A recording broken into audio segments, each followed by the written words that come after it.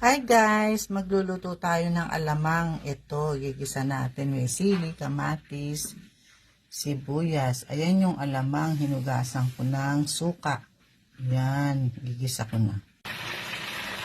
Ayan guys, ginisa ko na yung alamang. Bawang, sibuyas, kamatis. Ito, nilagay ko na yung sili. Antayin lang natin malutong maigi. Lagyan natin ng sugar. Yan. Ito na po ang ginisang alamang. Ito, nagluluto ako ng gulay. Nagisa ako ng bawang, sibuyas, kamatis. Nilagyan ko ng talong, sitaw, at kamote. Yan, guys. Simple lang yan. Pero masarap.